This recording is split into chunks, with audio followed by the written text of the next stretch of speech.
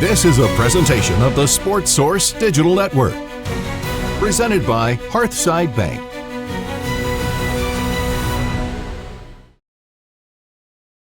What do you get when you take two guys that had a radio show a long time ago and put them on YouTube? Find out next on Sports Source Wild.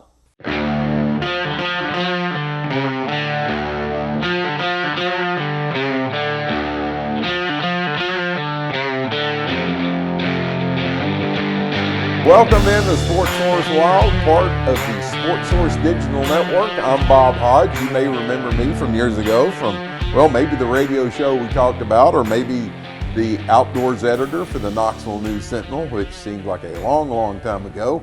And with me here is the former co-host of the radio show and a guy that when I wrote for the Knoxville News Sentinel, we went out, did quite a few things together, wrote some good stories. Hunting, fishing. You had to remind me how to spell your name after multiple occasions of it going into the newspaper the wrong way. Joe Justice. Joe, it's kind of good to be back. I'm still not sure you can spell it right, but yeah, it's good that a lot of time has passed. No pressure on it. No, not to do it live. I was trying to think the other day, how long has it been since we've been on the air? Was it 2008, 2007? I think it was 2008. We had over the years a few different sponsors. Right. And I think 2008 kind of came in, cut the legs out from under the economy, and some people said, hey, guys, you can keep doing your show. Just don't expect to get any money out of it. By yourself. That's right. You're going to be on your own. We did it for 8.5 years. We had a pretty good run at it. People still. We had a good run at it. People still kind of bring it up here and there when had I'm a lot around. of fun with it. And they definitely remember you from the newspaper.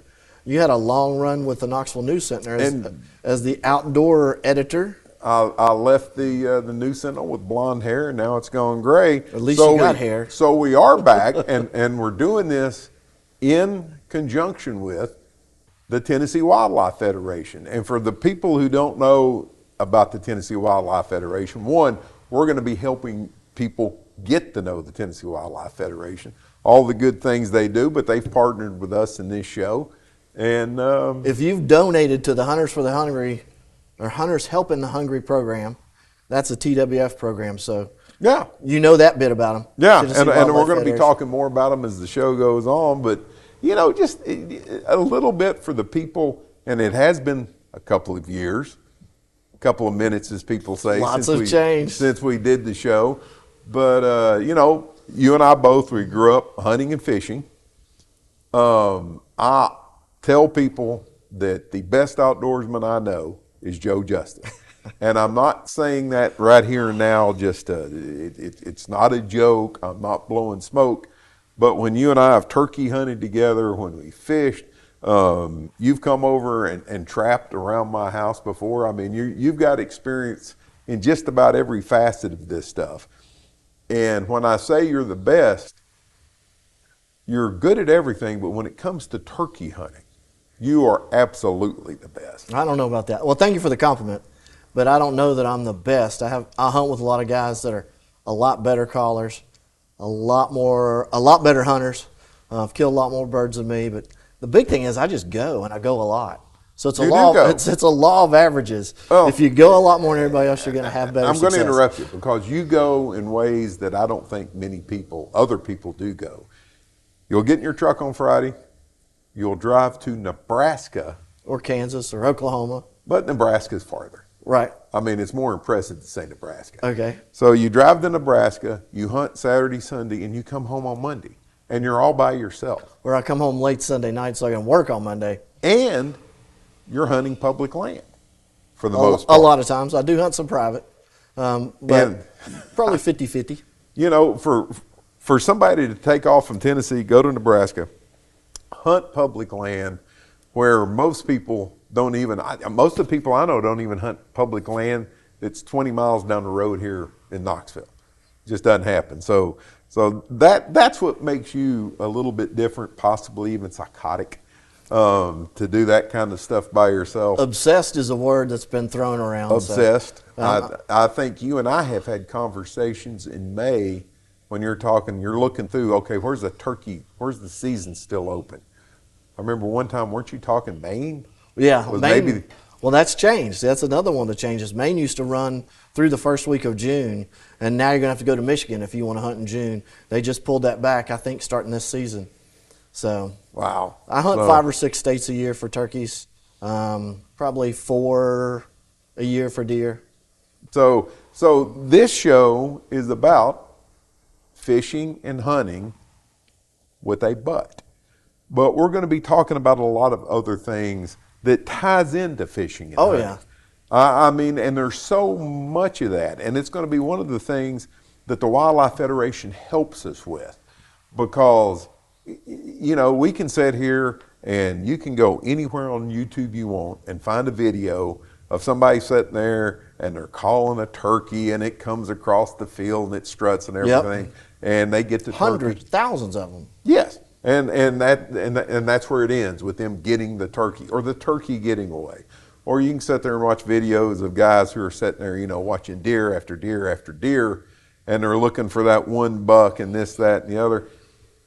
And I'm not going to say that we'll never do any of that, because We're gonna have some clips. We'll have some little clips and snippets from hunts here and there. The other stuff is also interesting.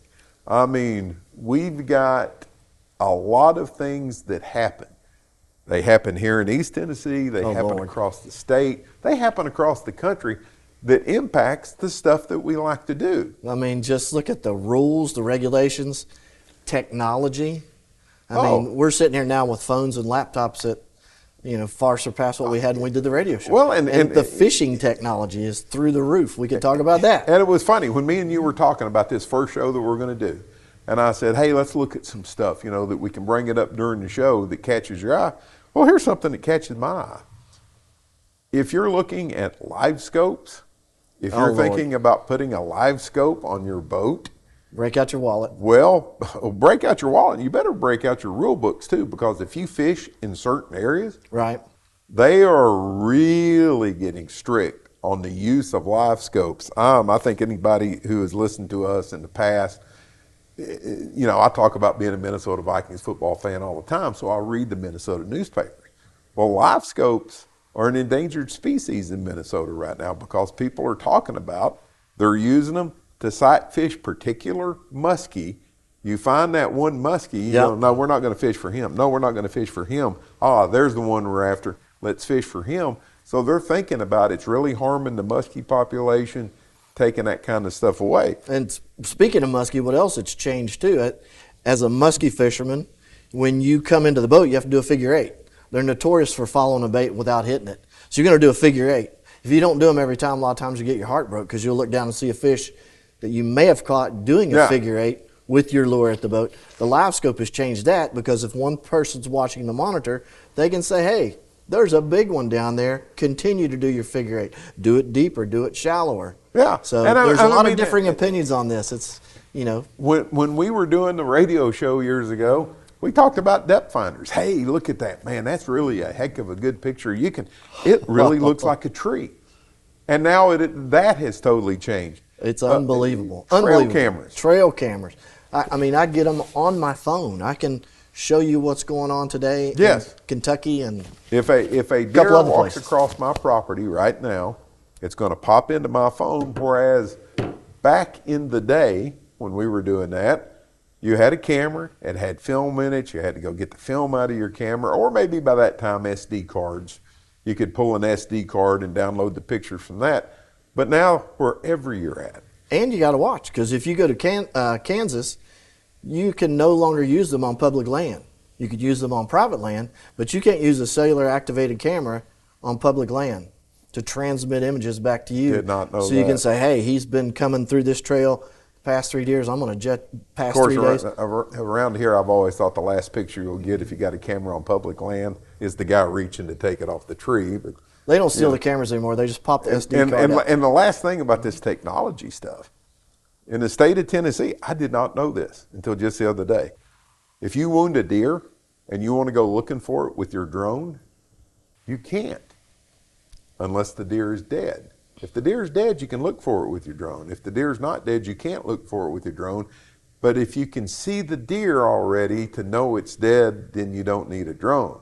If you need a drone, you don't know if it's dead. Gotta love the rules, man. So, and it is stuff like that we're going to be talking about. And it's a lot of other things too. I mean, when I wrote The Outdoors, people used to say, you write 3 hunting stories to every 1 fishing story. Well, here we're going to try to break that up a little bit better. I will try to do better, and it'll be hunting and fishing and all that stuff. And then you start getting into things connected with hunting and fishing and all of that stuff. You get into the people who like to collect antique lures. Oh my gosh, that's an obsession in itself. People like me who like to collect antique duck calls. I think right there you've got one of the older decoys. They got paper mache decoy from the 1940s. Okay, is that an obsession with me? No. But I like to get out, go to antique stores, and I'm looking for stuff like that. So that's going to be a part of what we're talking about as well. So there's just so many things. We haven't even touched on the social media aspect and all the interaction and the generations behind us, how they've embraced certain aspects of hunting. I mean, public hunting is kind of the in thing now, and you have a lot of shows and a lot of websites based on just public hunting. Well, and it's also kind of the out thing right now, because a lot of people don't like the people that are putting those things on YouTube, because it's like, hold it, you're ruining it for the rest of us. You hunt public land, and you have ran into going to places where for years and years you've hunted, you've been successful, right here in East Tennessee. Royal Blue. And when you get there right now, sometimes there's a guy there at the gate saying, okay, here's your parking ticket. Well, I got to watch how I wade into that, because I hunt out of state. So I know when I approach some of the in-state hunters, I kind of can feel it with a lot of them. But when I get back home, I kind of feel the same thing they're feeling. And you look at how the states embrace it. Nebraska has pulled way back. Over-the-counter turkey tags. First it started out, you just buy 3 turkey tags if you want. You could buy 2. You could shoot all 3 birds in one day. Now, they've limited the number of tags. You have 10,000 tags. They went for sale on last Monday, I think, at 1 p.m., which was 2 p.m. our time. They sold out in 30 hours. Did you get one? Nope. Not going to Nebraska this spring. But anyway, so 10,000 tags, they limited it. Colorado is limiting the over-the-counter tags. Used to be you wanted to hunt elk, Colorado was your state to go to. Not anymore. They've cut the number of over-the-counter tags way down for out-of-state hunters because of the vocal in-state hunters saying, hey, all these guys are coming in, it's getting too much. And you've got vocal in-state hunters here in Tennessee who are asking the TWRA to do something about this. You've got people who would like to see Tennessee do something to limit out-of-state hunters. I don't buy an out-of-state Tennessee license. I don't know how much it costs, but people think, hey, if people are going to come here, they're going to use their resources, they need to be paying out the wazoo, charge them more money. Then you've got other people who think this is just great. And then you've got the YouTubers, like you said, who have, the other day I was on YouTube and saw somebody parking at a gate at a wildlife management area in Middle Tennessee that I parked at 12 years ago, going, hold it, I know exactly where this guy is. I know exactly where he is, probably have a decent idea where he's going to go. So there is just so many things for us to talk about. And while we are talking about them, we want everybody to know that we're going to have the Tennessee Wildlife Federation helping us out with this stuff, because there is no better group of people that if you're into the conservation world, not just the hunting and fishing world, but if you like to do the conservation and you like to be part of conservation groups in the state of Tennessee, it's hard to find a better one than the Tennessee Wildlife Federation, because you've got, and I'm really hung up on this, what they're doing right now. They are at the forefront of keeping the Asian carp from just taking over the waters in East Tennessee. And anybody out there watching this right now has probably gone on YouTube, seen the videos. It's a huge problem. Oh, it's it's an amazing thing when you see it. And the first time I saw pictures of Asian carp, they were up Illinois, in the Mississippi River in Illinois. Yeah. And you think, holy cow. And it looked neat. you're driving your boat and these fish are coming They had up the guys everywhere. from Arrow Affliction shooting them out of the back with a football helmet on. Yeah. And you got people who were pulling basketball goals behind their boat to see if you could actually get them to jump through the boat. Ha ha, that's kind of fun. It isn't fun anymore because they're coming into Tennessee. They are a problem. They're in Tennessee. Well, they're in Tennessee, They're they're trying to stop them from coming closer and closer. And it's not that they eat other fish. They eat the stuff at the bottom of the food chain that the other fish, that's what they're after, and you end up with a real problem. And so the Tennessee Wildlife Federation literally at the forefront of trying to stop this invasive species from getting worse and worse in the state of Tennessee. Well, I mean, definitely their efforts are needed. And they do a lot of other things too.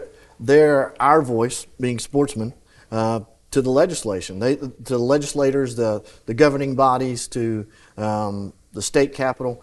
They're the ones in there lobbying and putting forth different mechanisms, different laws, different ideas. They represent us there in the government, which I didn't really realize what all goes on, but TWF is in there. They're in there up to their neck. That's what they do. Well, and I worked with them years ago when I was riding outdoors, and I could always count on getting a call from Mike Butler, the CEO of the Wildlife Federation, and him telling me, man, you really need to check out what they're doing in Nashville, because crazy things get proposed that, okay, most of the time they never see the light of day, but sometimes they do get a little bit of a light, and you really want to get in there. And like if you got mice in your house, you want to get rid of the mice. Well, there's a lot of these laws get proposed. You want to get rid of them. So or if you want $2, or if you want $1, all that stuff comes up. I mean, TWF's right in there with that too. A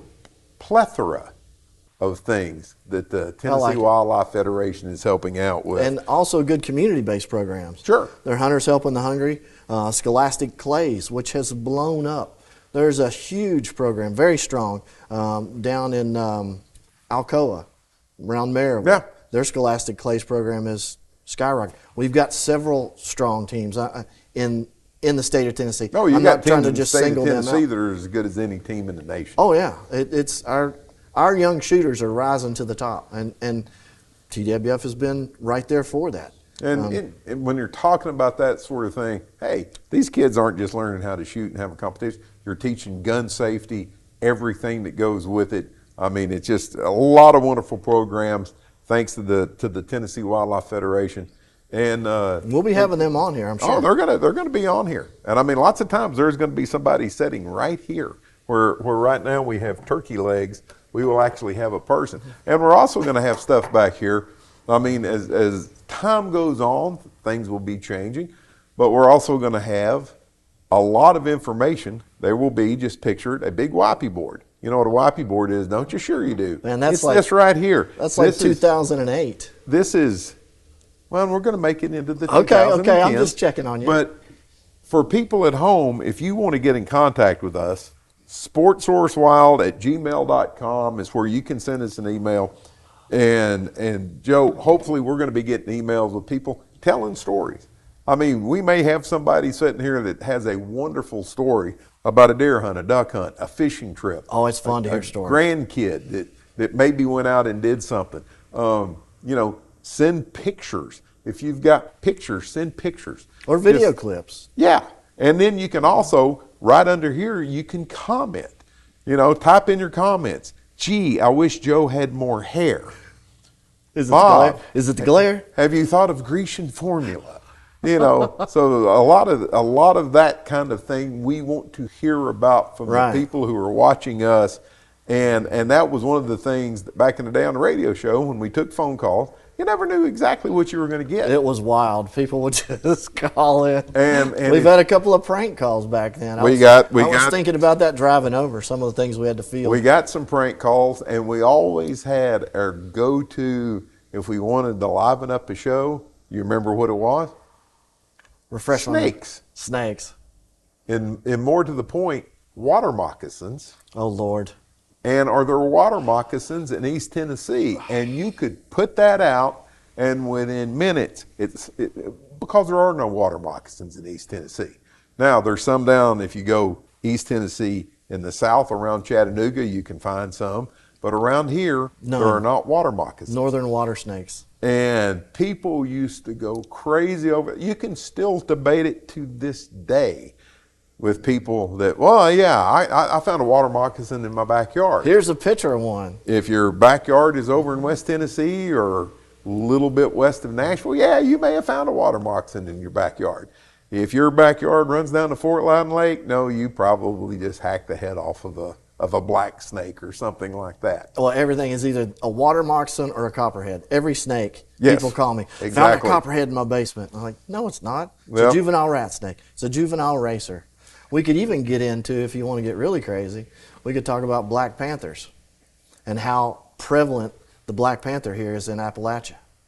Well, It runs all the way up and down from West Virginia. You know, I got a picture of one in my backyard since the last radio show we did, people have, because of the trail cams that me and you were talking about, got pictures of mountain lions in Tennessee. Right, but not black panthers. But not black panthers. Those, You're right about that. Certain pictures from South America or wherever they're found. I don't even know where they're found. And it's actually probably a jaguar, if I remember correctly. They were putting it out, and this was found in Cabell County, West Virginia. It's like, no, it wasn't. I saw it on the internet from 7 different other places. But now there are people, you can legitimately ask the question, are there mountain lions, a breeding population of mountain lions in the state of Tennessee, which back in the radio days, if you ask that question, there's nothing. Some may get out, here and there or something like that.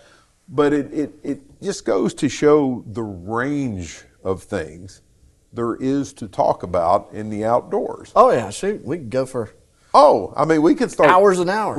We could start talking right now, and just me and you, forget picking out a topic, forget picking out guests. We could sit here until the sun came up tomorrow, and then we'd both be very sleepy. Well, if we're going to do that, I'm going to have to get in one of those bottles of tequila. If we're going to talk about black panthers and Bigfoot. Well, yeah, because we can talk about Bigfoot, skunk ape. And that is something else we ought to tell people, that this is right here. This is the Bandit Light Bar, and that's where the show is going to be coming to people. Every week, we're going to be in here with new things, new topics. Once again, we really, really would like to see the emails right here at sportsourcewild.com. Leave comments down below, subscribe down below, because this isn't a one and done thing. I mean, when it comes to the outdoors in Tennessee, and you start talking about hunting and fishing, but you start getting into all the other things in the outdoors that people like to do. I mean, me and you have a mutual friend. I don't think he'll mind us saying his name on the air, Terry Lewis. Terry Lewis is the king of food plots. Oh my gosh. I mean, Terry Lewis talks about food plots and works on food plots and how to do. And he's taught me what little I know, or what I'm learning right now is that I fail a lot at it. But he's been huge in helping me have what success I've had. And there's going to be people like that in here taking their expertise and sharing them with other people. And the only thing you have to do, hit the subscribe button, and by golly, here's the newest episode is going to come right to you. And I think people will enjoy what they're going to see here. It's going to be fun. There'll be a lot to talk about. You know what? I wish we could start talking about all of it right now, but it's probably time for this week. We're going to take a break until next week. You want to keep going with it? I'm here. You look like you're angry at me. I'm sorry.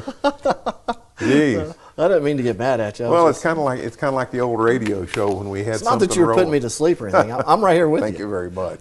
No, hopefully there won't be.